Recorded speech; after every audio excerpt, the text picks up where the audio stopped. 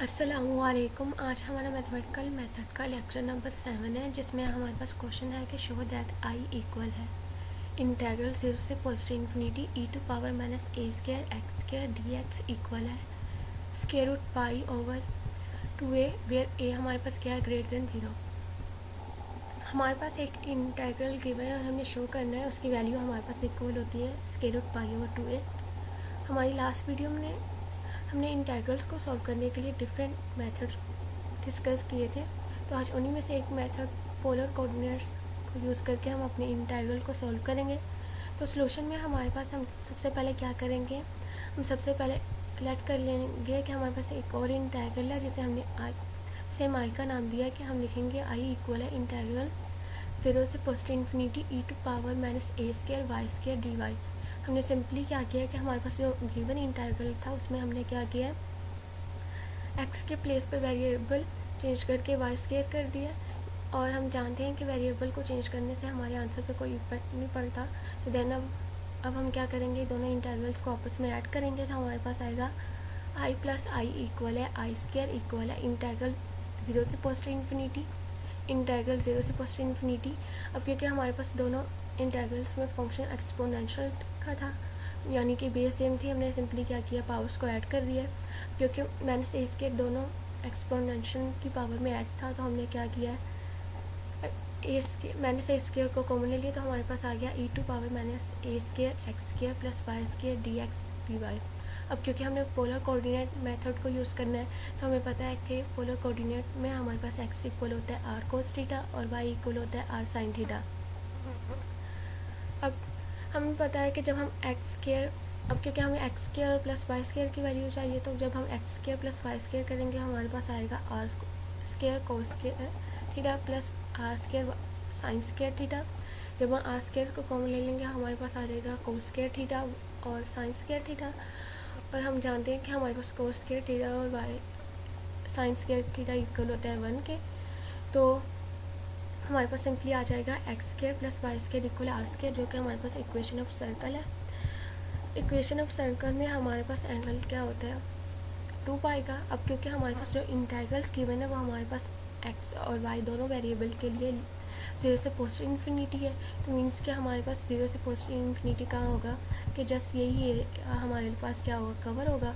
तो इस एरिया में हमारे पास एंगल क्या होगा, जस्ट पाई ओवर 2। तो अब हम क्या करेंगे, अपने इंटीग्रल में X square Y plus Y square की वैल्यू पुट करने के साथ हम क्या करेंगे, अपनी इंटीग्रल की लिमिट को भी चेंज करेंगे। तो हमारे पास आएगा आई स्क्वायर इक्वल है इंटीग्रल 0 से पाई ओवर 2, क्योंकि हमारे पास जो वेरिएबल एक्स और वाई है वो हमारे पास किस क्वाड्रेटिक में है, कि फर्स्ट क्वाड्रेटिक में है, और वहाँ हमारे पास एंगल क्या है, पाई ओवर 2। तो सेकंड हमारे पास इंटीग्रल सेम ऐसे आ जाएगा कि 0 ओवर पॉजिटिव इन्फिनिटी। अब आ जाएगा e to power minus A square are square, simply x square plus Y square की प्लेस पे हमारे पास क्या आ गया, आर स्क्वायर। और डी आर और डी थीटा हमारे पास एक्स डी एक्स और डी वाई की प्लेस पे आ गया, क्योंकि अब हमारे पास फंक्शन किसके हैं, आर और थीटा के हैं। तो अभी आर कहाँ से आया, जब हम एक्स और वाई की वैल्यू का जैकोबियन लेंगे तो हमारे पास आएगा partial X over partial R, partial X over partial theta, partial Y over partial R, partial Y over partial theta. जब हम इसकी वैल्यू पुट करवाएंगे तो हमारे पास आएगा cos theta R sine theta, sine theta R cos theta. जब हम इसका डिटर्मिनेंट लेंगे तो हमारे पास आ जाएगा R multiply cos square theta plus sine square theta.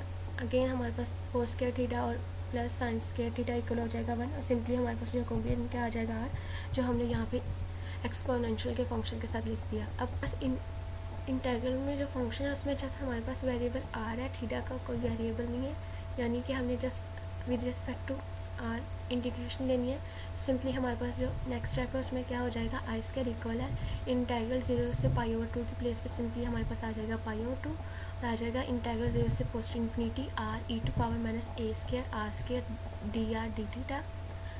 अब नेक्स्ट स्टेप में हम फंडामेंटल थ्योरम ऑफ कैलकुलस को यूज़ करेंगे, तो हमारे पास आएगा आई स्क्वायर इक्वल है इंटीग्रल 0 से positive infinity D of E to power minus A square are square over D R D R. अब जब हम एक्सपोनेंशियल की पावर का डेरिवेटिव लेंगे तो हमारे पास आएगा, क्योंकि विद रिस्पेक्ट टू हम आर ले रहे हैं तो हमारे पास आएगा minus A square two are.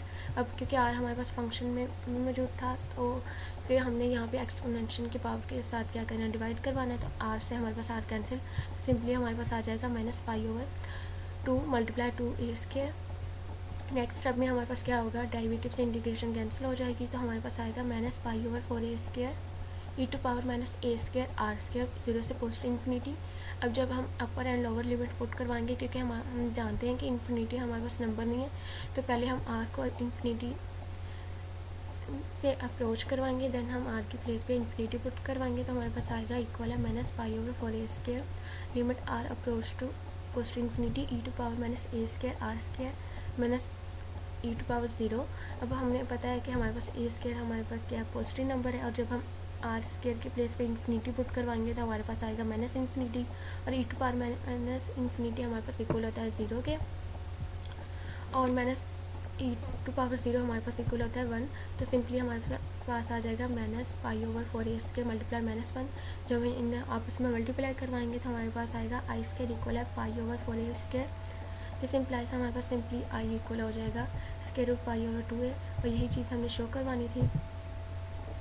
तो ये था हमारा आज का लेक्चर, जिसमें हमने शो करवाया कि हमारे पास जो गिवन इंटीग्रल है वो square root pi over 2a के इक्वल है।